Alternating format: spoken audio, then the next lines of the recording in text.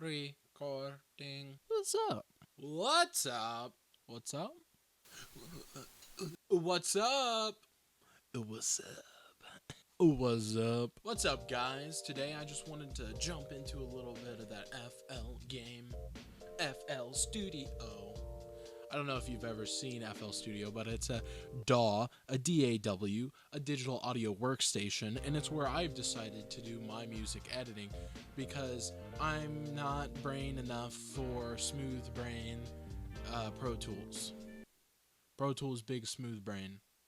I don't like Pro Tools, so I shifted over to FL Studio a few months ago. Instead of talking about like practicing stuff or this or that or like boring stuff saxophone, I thought I'd talk about some of the audio editing I do on my saxophone in FL Studio. This also helps me talk about NSC.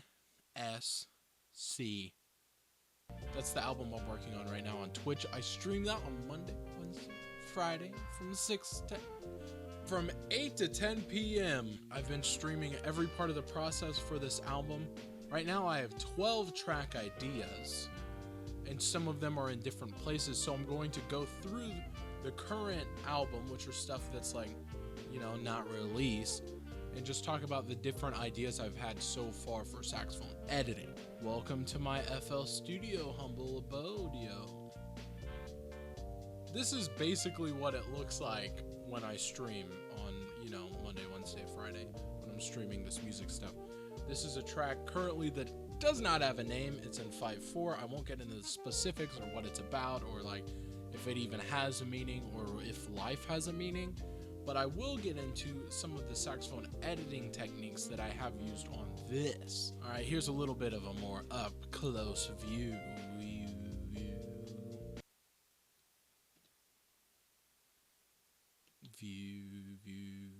Here's a little taste of this.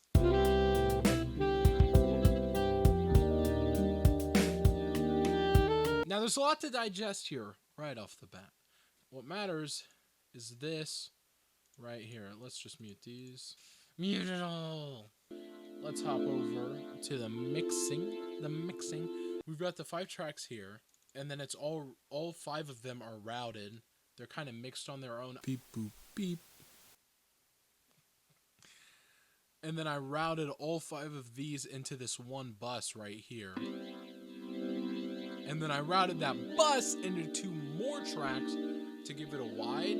There are plugins you can use to make it wider, but this is a very specific effect that I wanted.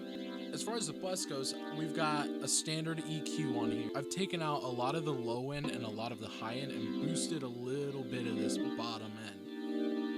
Why? Because I did. So here's my compressor settings. I really just kind of smashed it down. Then I threw on a flanger. Without it, it would sound kind of like this. I played without any vibrato, and I played with a very straightforward and narrow sound. I can take off everything, and it gives you this. That's without any effects. It was just this very nasally forward sound that when I was trying to imitate this square wave. And then I EQ'd it, take out some of the high and the low end. I smashed it and raised up the gain with the compressor. I threw on the flanger to give it this kind of... Then I threw on a very slow tremolo, which also helps with this. It's just volume. This project is a huge project that kind of unraveled on its own. This is the first time I tried to imitate a synth with my saxophone. And the weird thing is, I actually knew exactly what I wanted to do. Maybe I'll throw that up.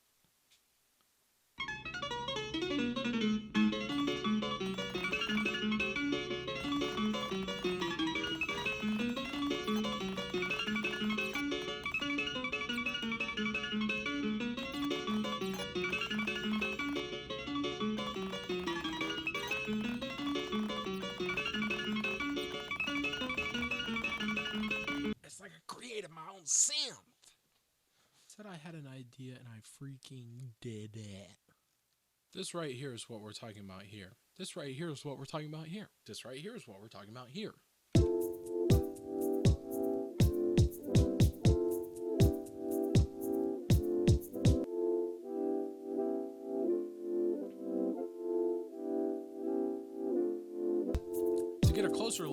I've EQ'd out, I've cut out like an unreasonable amount of the high end, and I've also put a low pass on it.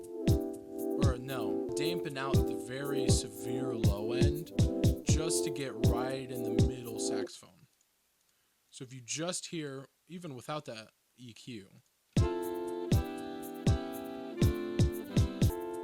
this is with the EQ. I compressed it to the max. My maximum compression. What? Maximum compression. Ratio all the way up. Threshold all the way down. Gain all the way up. The gain's only all the way up so I can get it how loud I need it. Throw in that compressor. Then I threw on this tremolo right here.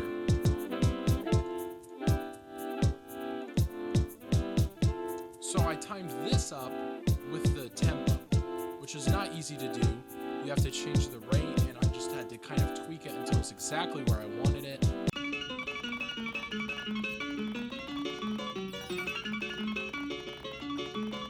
Then I used this filter, which I've used in the Bassa Fedelta project. So here's what that sounds like.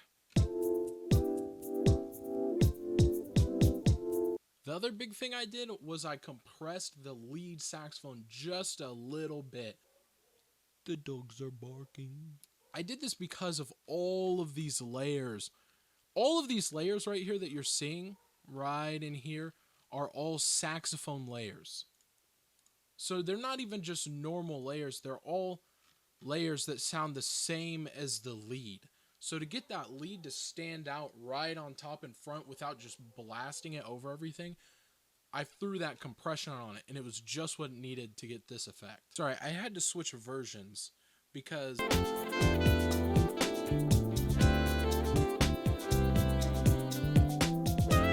here's another synth imitation pad sound where I was kind of trying to mimic the organ. The sound was achieved with 2 EQs, a phaser, and a flanger. To start, I EQ'd a lot of the high end and the low end, getting this effect. Then I threw in this phaser to give it kind of that organ effect. Next I threw on the flanger, and this just kind of gives it that. And then I EQ'd it yet again just to get it exactly how I wanted.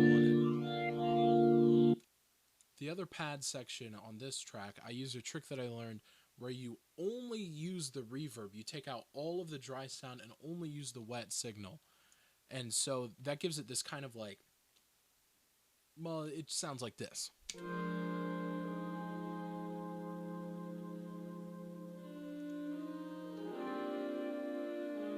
There are 2 interesting things going on in this track. One of them is kind of more on the lo-fi and hip-hop section, where I basically made the melody I played in this track, which sounds like this, and I cut it up as if it was a sample to make a new melody like this. I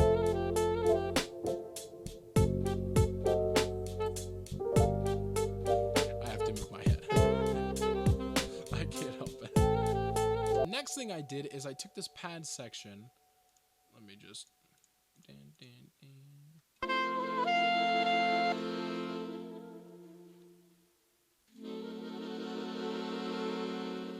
I used a combination of trills and just normal pads, just to get the swell in there.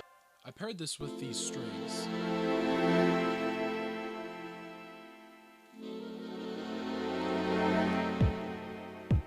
Cut the kit to halftime, threw a delay on the snare.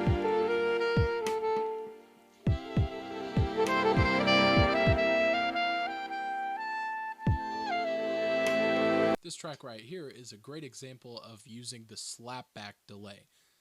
The slapback delay in this case is replacing a lot of the reverb. These are the settings I used on this delay. You can see that it's got a very short time on the delay. I turned down the volume in the cut so I just get one repeat of the melody. And a lot of the time you can't even tell it's there, which is kind of the point. But there are certain spots where I just kind of smack it and you can really hear it.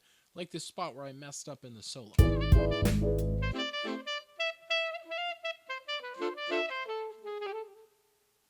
Yep, there it is, right there. You just hear a little bit of that delay. It's just short enough so at certain times you can hear it and other times you can't. Wasn't that nice?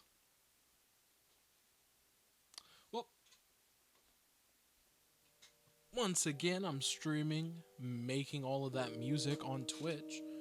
Maybe I'll make videos going into more detail on everything. I don't know. Or you could just hop on over to my Twitch. I'm going to link that or do something. Who knows? I'm pointing. Maybe it's there. It's over there. I don't know. But what I do know is that this video's over. Or it's about to be. Once I cue that outro.